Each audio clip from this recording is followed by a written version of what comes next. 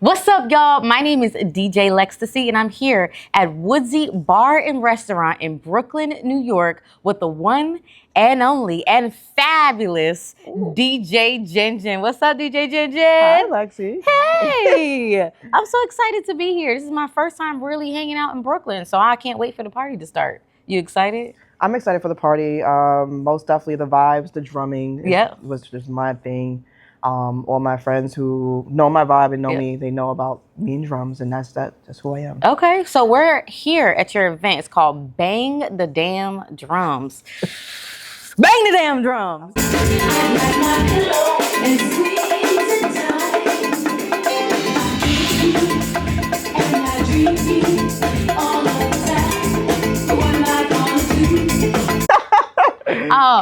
So you started Bang the Damn Drums as a Twitch stream. Yes. Okay, so you started this on Twitch. So this is going to be your first Bang the Damn Drums live here at Woodsy. How are you feeling? Are you nervous about doing it live? Not really. I did similar events. My birthday was pretty much like it pretty much was a version of that. We had everything from Afrobeats, soca to dancehall, and then the drummers came in and added in this flavor, and it just turned up the vibes at the party. Okay. Yeah, so I'm not nervous. It's just like this is a new venue, so I'm just really trying it out and see how it works and see if the vibes most definitely would equate to what it was there. What made you feel like you wanted to put Bang the Damn Drums in a live, area for everyone to attend rather than Twitch? I felt like that energy was so high on the platform that was right now it's time to bring it outside. Like it's like. And then have the experience with people in person. Like Twitch is cool, and yeah, you see all the little emotes and things flying. Right. And they got their little drums, and you pick up on that energy, but to feel people's energy is a completely different perspective. So. Exactly. Okay. So you have been DJing since 2014. Has it been that long? Really? That's a long time. Congratulations. I mean, if you're throwing your own events, you're hosting other events, you have your Twitch stream, your platform on Instagram, your social media presence is amazing. Thank you. And for you to have been in it so long, and at 2015, it wasn't all this available for real. I mean, of course, we had some social media, but Twitch wasn't there. No. Streaming, all this stuff you have to use to stream. So what does it take to set up Bang the Damn Drums on Twitch versus in person? Well, on Twitch, it was just like connecting with people with a similar vibe and understood like where I was coming from with creating that vibe. Okay. And then one of the DJs actually who plays on the platform with me is coming today. And then the other DJ too as well. He plays every now and then as a guest DJ. But it basically just took trying to figure out what exactly we have to do to create this outside. And what elements I need. And of course I wanted to add drums. So I had this long-term friend, his name is Akil. His business name is called Jack of all trades. Okay. Riddim Sextion. Oh. And I knew him from growing up, and he's always been at family events and banging the drums with my family. So we connected, and I was like, dude, I want to do something outside with this virtual event I've been doing. And he was like, oh, I could come to your house and bang drums. I said, why don't we just go outside? Yeah. So then it kind of just took off from there, and we just moved forward from that. I love that. Okay.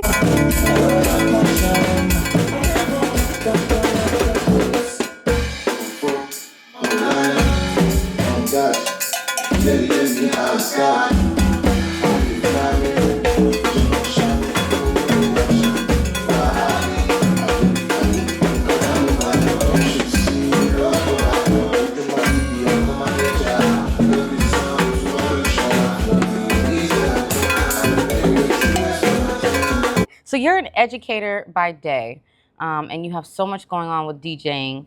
What made you, with 2014, were you an educator? I started teaching since, I want to say 2011. Okay. Yeah. So I think, no, probably earlier than that. Earlier than that? Yeah. I got into education, I want to say 2008 or 9. And then ended up becoming a full-time teacher. And the DJing thing was just a hobby, just like something I did in my basement. Oh, it was your family. I did read your articles. I read your bio on your website. So you've always been musically inclined, especially around your family. Yes. You're Guyanese, correct? Yes. Are you anything else? Are you mixed with anything else? Or No, your family both is parents are Guyanese. My mom is a little bit more. She's been here longer, so she's a little bit more Americanized as she does sing. 'Cause she sounds Southern at this point for some reason. But my dad, he's been here. He came here a little bit later on, so his family, like their culture, is still like enriched, and the drumming comes mostly from his side because all their backyard parties and events was my cousin's DJing, drums out there, people chanting, and that was just part of what we did as a culture. It was amazing to experience. Was it an internal thing that said, you know what, I'm doing this in the basement with family, let me try and go out and DJ? Or was it your family pumping you on to go out and DJ? No, it was actually, I became a mom. Oh.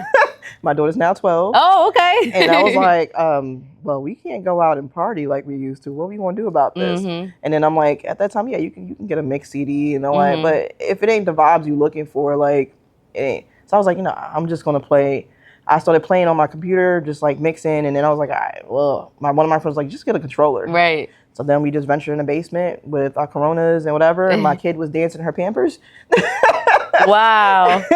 I love that. So you're balancing DJing, being an educator, and having how do you do that all? Because I don't have no clue. I don't know. Right?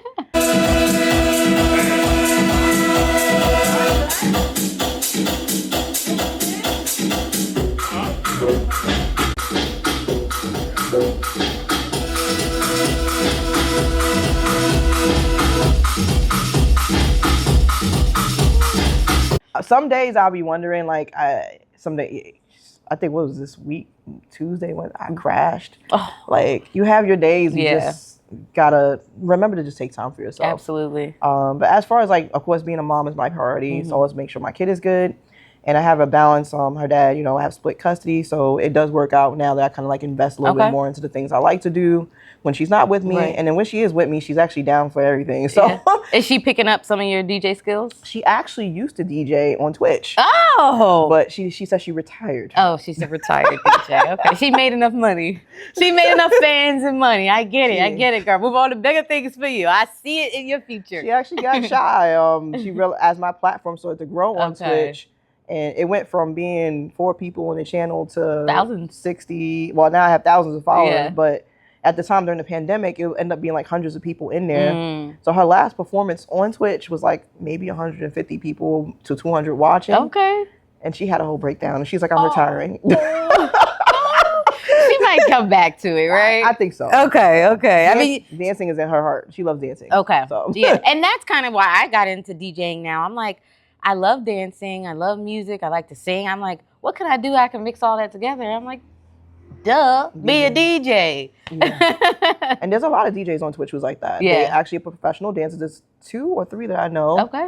And they started DJing just because they was like, I love music. Yeah. And then now it works for them because they're playing music and they're performing at the same time. Performing, yep, exactly. Okay, all right. So your style of DJing is Amapiano, Afro beats, and Afro house, like all the Afro Centric music. Yeah. And that comes from your culture. How do you try to differentiate your sound? Because it seems like Afro beats is the biggest thing right now with DJs or parties, and everybody wants to have Afro beats now. So you've been doing it so long, though. How are you keeping up with the changes of Afro beats and Afrocentric music, and how are you making it different? I have a network of friends who actually are Nigerian, and from going to school for computer science related fields, most of my friends are African descent, and my ex-husband actually is Nigerian. So, and then a lot of the love for the music is just me fusing together the both cultures for my daughter. Right. So that's how I got into playing a lot Afro beats with the soca along the way, and as she grew up. So the basement wasn't just the soca vibes. Right. She was dancing to Afro beats, and we kind of went from there. Now, Amapiano came out, and it just took me on a vibe, especially during the pandemic. Yeah. That was my gateway to just like escaping what was going on with the world. Gotcha. Because the sounds will mellow you out and absolutely. Now, do you, when you host parties for other people or DJ for other parties for others, are you an open format DJ? Do you play other sounds? So some people do book me to kind of bring that sound. It depends on the event. Okay. So I did an event recently where the customer was mostly just, she wanted mostly like house and gospel. So I mixed up, and I do play a lot of house music because I grew up listening to house. Right. So that worked for her. And then there's other events that I just strictly get booked for what I'm known for. Okay. Which I feel like a few of the DJs I know, they said that that's actually a perfect avenue for yourself because when you become completely open format, you don't really, like you did, it's hard to get bookings and you kind of get pushed into different directions. And if you specialize in something, you'll get picked for that event and they'll know you for that event. Right. So. You'll continue to be known for that. And when people know for sure they want it to sound a certain way, they know they can depend on you. I get that. Okay. Yeah. I mean, and you even told me when we first met on Instagram that you were excited that I had picked house and kind of was starting to hone in on a specific genre. Yeah. So when you're teaching others about DJing or giving them advice, how do you, I guess, tell them to feel what comes to them? Like, how do you, even though, people who listen to everything, how do they pick something? What makes you light up when you play it? Like, what makes you dance? What makes you feel like you're not even just playing music? What makes you float? Right. Like, just kind of go and drift from there. Like, if you can't connect with the music on the level that you need to able to grow, like, you it's not for you. I'm not saying it's not for you. We can like a variety of music, but it's not gonna go too far. No, and you have to feel it. Yeah, absolutely.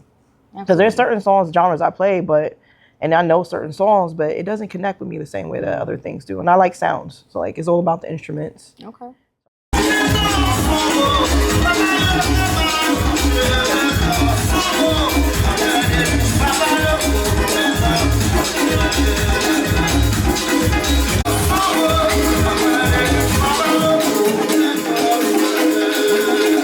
Do you listen to music at home still? Like, after all this time of DJing, do you get annoyed at all?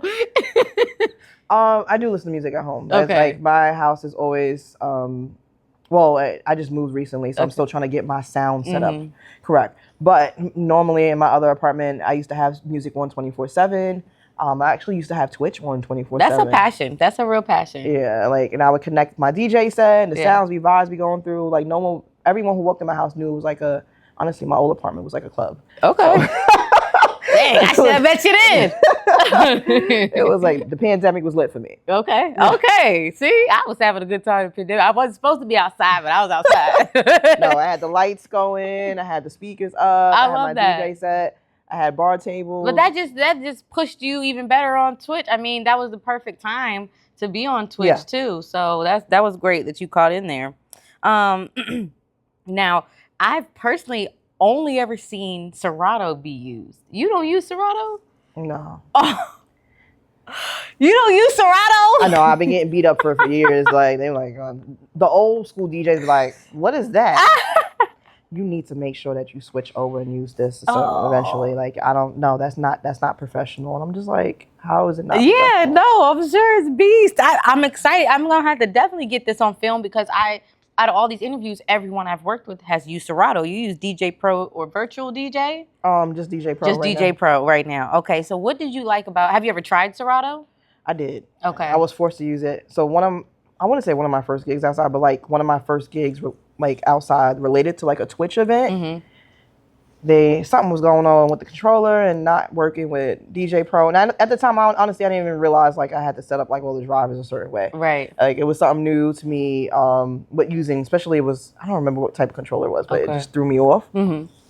But and I use Serato every now and then. But then when I look at it, I'm like, you get you a headache. I was like, why is this thing? Because all right, so my background is in computer science, and the whole UX, the UI aspect of it doesn't look modern. It looks primitive. Like it looks like something that stepped out of the 1980s for me. Like, like old school computers, early Macs.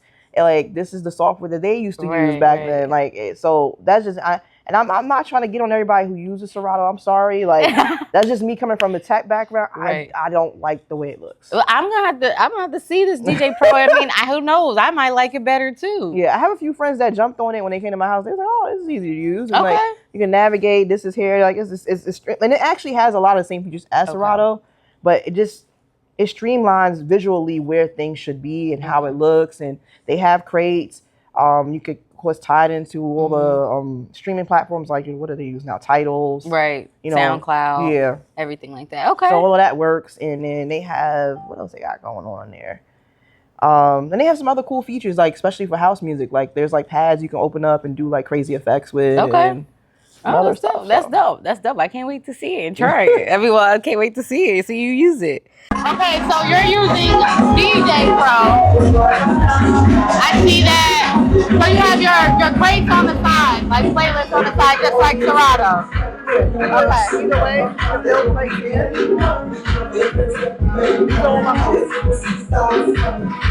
So what's the diff? Like what makes this different? What about the usability is different? What is that?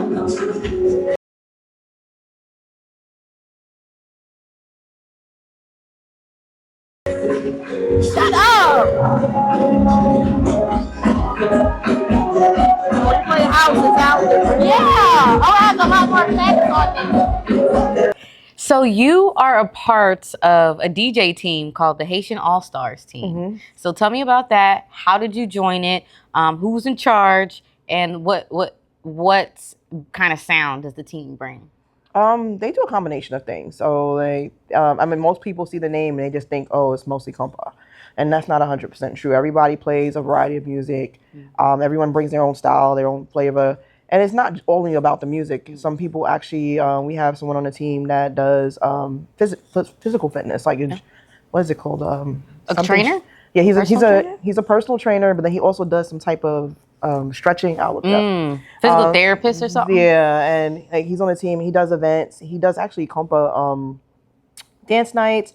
He runs stretch workshops. He does workshops with us. So like he was training me for a while, almost killed me. No, he didn't kill me. No, but that workout. I'm coming for you. Don't bother my girl Djing.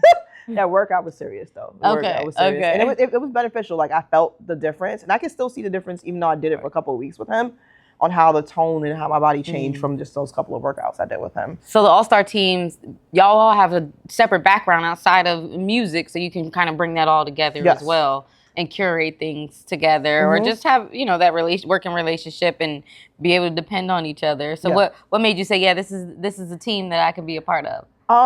What brought me into it was just like the support. Like initially, actually, let me go back on how I got into the team. Yeah. So Twitch brought a lot of special people in my life who I network now and do business with and DJ with, and kind of like family. Right. So her and Harry, who is the former DJ for the Fugees, he was their first DJ, discovered my channel at some point from someone else, kind of like telling him, hey, you should listen to this girl. Yeah. See how she plays. She plays this, she plays that.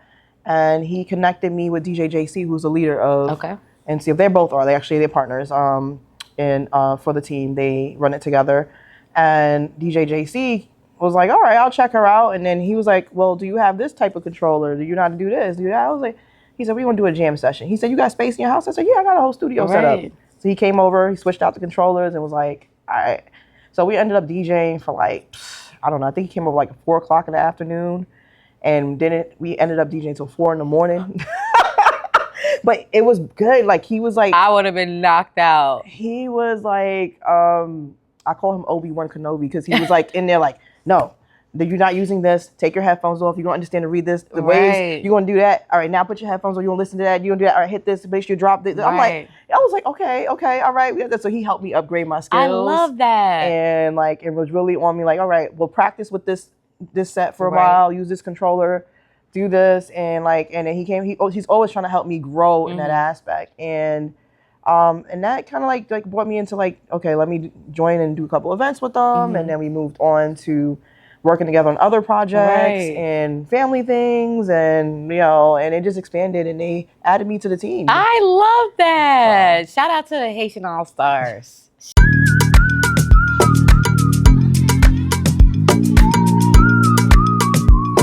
Shout out to y'all. I love that. Okay. You've also had some residencies. A previous one, EKO Lounge. Echo. Oh, how do you say it? That's how you say it? Echo? I think it's Echo. You know, it's a Nigerian name. So if I say it wrong for those who are Nigerian, don't.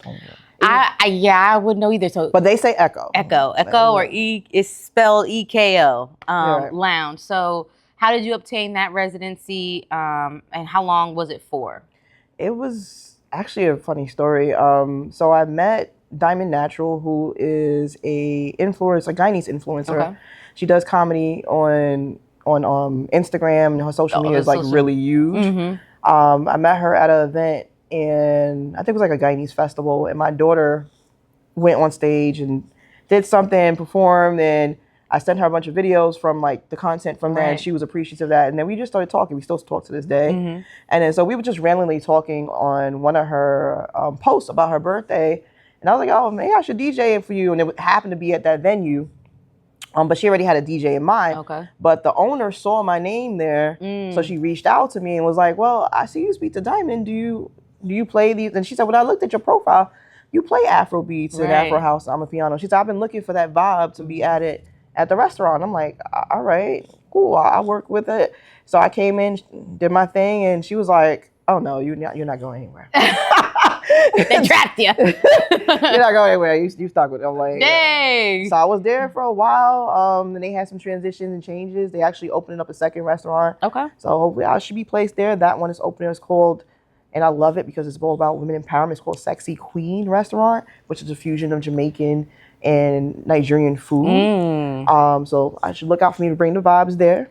Y'all look out for her. Number 2. Actually, next week is their grand opening for the pizzeria side. Okay. So I'll be there playing for their grand opening as well. Awesome. Well, so you made a connection there and got that residency. And then you have one coming up, which is Island to Island Weekender. Are you going to Spain? Oh, that happened already. Oh, it happened already. I missed it. Okay, so you did the residency of Island to Island Weekender in Spain. Yes. That's when you were out of the country. Yes. Correct. Okay. How was that? How did you get that opportunity?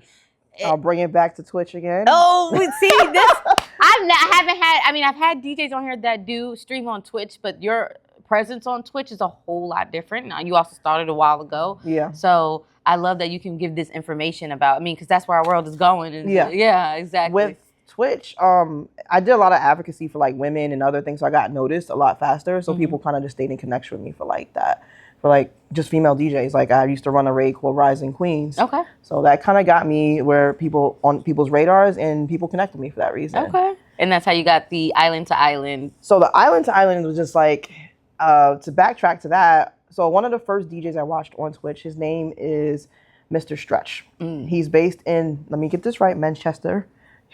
Manchester. Yeah. And he was the first Caribbean DJ I seen on Twitch, and I was like, and I've been watching him ever since.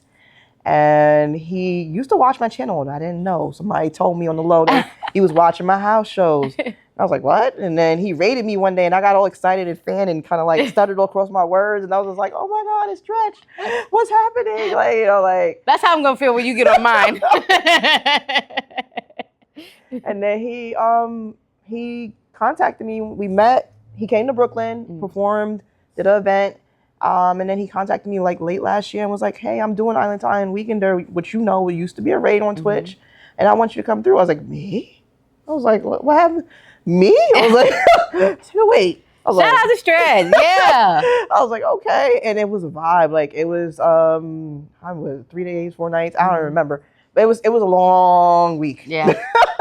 It was a long week. Had you ever been to Spain before? No. Oh, it was beautiful, huh? It was beautiful. It gave me Miami vibes, but just like more better and cleaner. Like, okay. So it was just like, it was absolutely beautiful. The food was great. Things were cheaper. Salmon you can get for like $13. So, but yeah. And like the people were a vibe. Like the vibe that who I am, like as far as like the music I play, is what they love in Spain. Like, and I would have known that. That vibe, like that they gave, like the audience they completely bought into it. They're not on their phones. They're not on Snapchat. They was in the midst of the music. Right. And they were just like from Afro beats to Amapiano to Afro house. They were turned up. They actually want me to come back out there. Yeah. So we're just trying to figure out months and dates. I was going to try to go back this summer, but I'm not sure the timeline is kind of short. But most definitely back in May, and I'm trying to work my way to setting up at least going over there for a month next year.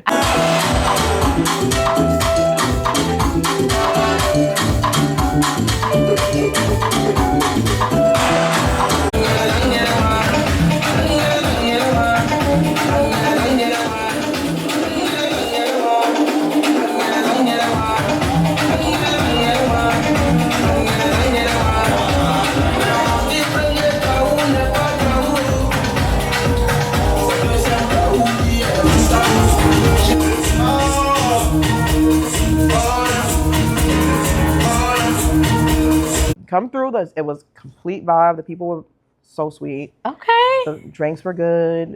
It was a good That's time. amazing. Okay, well, when someone approaches you, was that your first time going out the country for a DJ gig? Yes. Okay. When someone approaches you for something like that, this is where we spilling some tea. Do they pay for your stay, or do you have to pay for your own stay? So I did pay for my stay, but they gave me like a discounted, like we got like a group discount for all the musicians and stuff that we came across. So when you're doing these things, you're really just trying to do it for the exposure. I'm still on the stage that I'm growing, and I feel like, and this is where I tell a lot of people, like, they're like, oh, what, are you getting paid for this, or are you being compensated for that? It's not always about that, because it opens up doors, because now I'm at the point where people know me now in Spain, and they're contacting who brought me out there to see when I'm coming back and want to book me for events that I'm going to get paid for. And they're not mini events, they're festivals, they're parties, they're just like, it comes, the money comes. Yeah, you just got to stay out there. Absolutely. Put in the work. Yeah, exactly. So we talked about Twitch a lot, and you started back in during COVID times. You were nominations for Best Afrobeats and World Music DJ in 2022 and in 2023. That came from Twitch. Yes. I know I've just seen this year, because of Kai Cenat, the Twitch Awards. I didn't even know they had Twitch Awards. So Twitch just started doing that, but before they had somebody else, it's Amani something, but he's a DJ out, I believe, in California. Okay. But he was working hand in hand with a lot of people from Twitch in creating like these ways to recognize DJs. The Twitch Awards that they had, they weren't for DJs, because the DJ program didn't exist yet. They were mostly for streamers who were gamers and I guess like just talking, yeah. So, but the DJ community created their own awards, and then it became something. Now they have the DJ program, so I'm sure the awards is going to follow. Right. So. Oh, I love that. I hope you get nominated again. We'll see. I got to stream some more now. Y'all got me outside all the time now.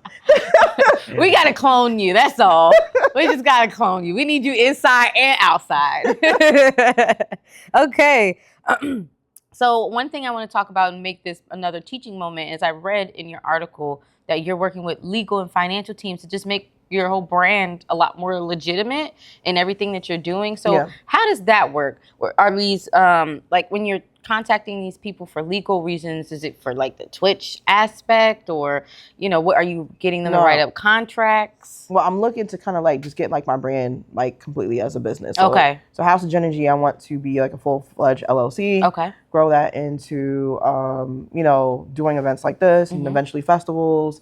And then other things I'm thinking about, like apps and stuff that I want to create from the tech side. Oh yeah, absolutely. So everything is kind of like wrapped around. It's in the music, but there's like other business sides of just outside of being a DJ that I want to kind of just dabble into. Yeah. Okay. Do you think, as a new DJ like myself, is that something I should try to start early? Is starting to become a business? Yes. Okay. I wish that was something because it was a hobby for me. I never looked into it. Most of the DJs I know, they already have it as an LLC. Okay.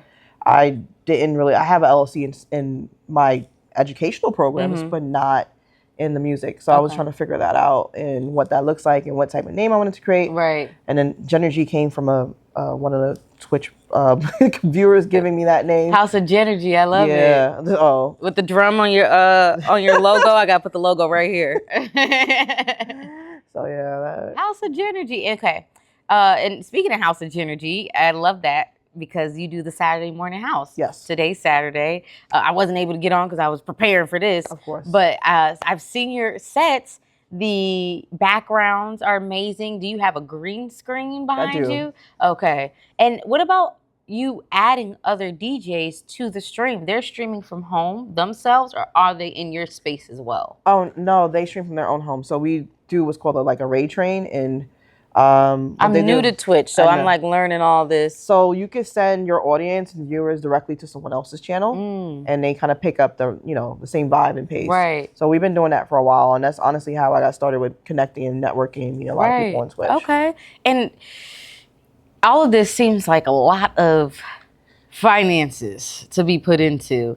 Is streaming? This just, the whole DJ career in general, So how fast did you, once you decided you didn't want to DJ at home anymore, and you already had your controller, how did it work with getting speakers and, starting to build up equipment? How long does it take you from the time you started to now of having everything that you need? So I don't have everything I need, but I have most of it. Okay. So as far as like speakers and stuff like that, I have a wonderful cousin named Anthony that gave me speakers for Mother's Day. Best gift I ever got. That's dope. That's dope. So and I've been using those for years, but that's when I used to do a lot of private parties. Okay. But when I come out to venues like this, I usually just show my controller and set up. And the team that I work with, the Haitian All Starz team, they have everything under the sun as far as equipment. Gotcha. Okay. So that's a good benefit to joining a team is sometimes they're already well put in and have their equipment that you can either borrow or rent it from them. Okay. That's exactly what, and that has worked out great for me, like as far as like getting, they have everything from like screens. Right. Lighting probably, right? Yeah, and the 360 camera and all that, the photo booths and stuff. Okay. So what are your goals now as a DJ? What are your goals for the next year or for the next few years? After going to Spain, getting back to Europe, some part of Europe, and just like going ham, like just go in. Okay. And getting out there, like, because I felt like that energy I got from over there, and not trying to say anything about New York. We love you, New York. Yeah, but the energy was completely different, and I could see where I would go out there, and an appreciation for what I play and what I do. Absolutely.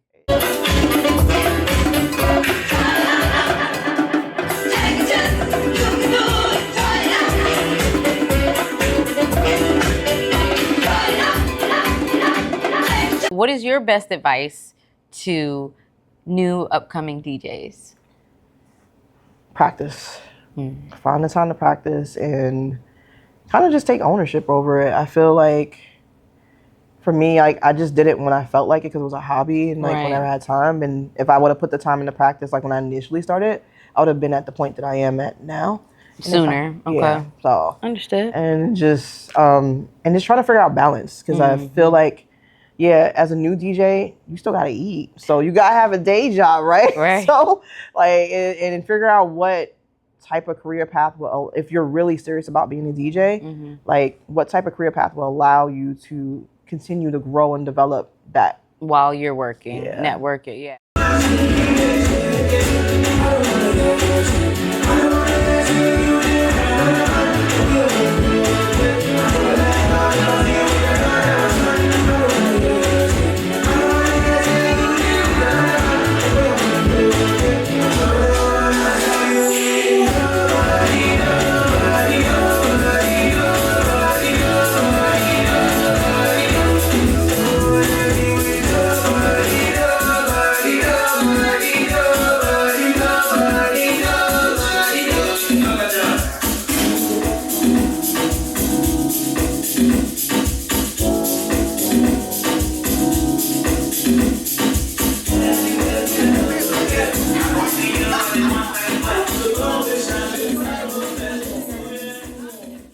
You have a lot about yourself online, so it was, so already I didn't want to repeat the same things that I had read, so I'm just going to encourage anyone that wants to get to know DJ Jen to follow her on Twitch, follow her on all her social platforms, but to hear her, if you're not in Brooklyn, definitely follow the Twitch stream because it's amazing to see what she's done with her platform. I wasn't there in the beginning, so I don't know where it started, but I see where I'm starting. I see where you at. I'm like, God, I got a lot of work to do. It takes time. But I'm glad I have people like you to look up to, and people that are willing to teach me and help me give me advice. So I really appreciate that, and I'm sure you're willing to give advice to others in the community as well. Yeah. So You're about to make me cry because that was actually why I initially created Rising Queens. Especially if like I help anyone, but like with girls, I feel like you kind of get shy about asking my fellas what to do. It's like, hey, so how do I do that? And they be like, But like, you feel okay kind of asking another girl, like, hey, how do I do this? What do you do here? How do you like?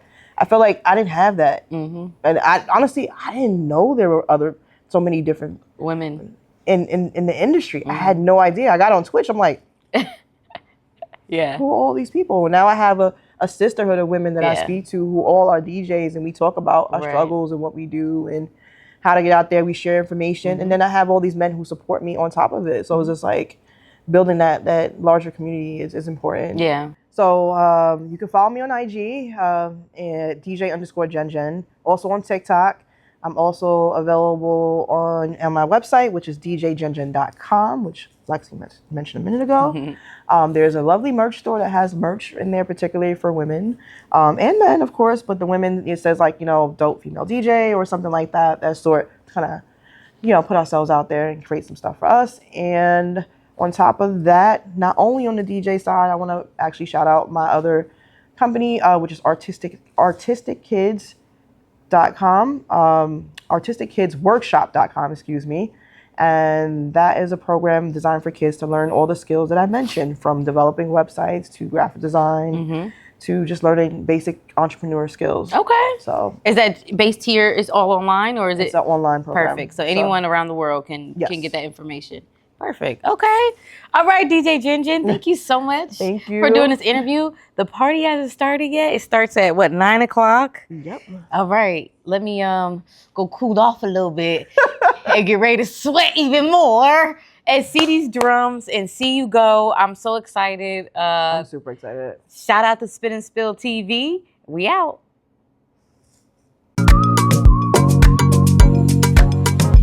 Àlàyé mi bá mi sọ̀rọ̀ kan kí ló ń lọ.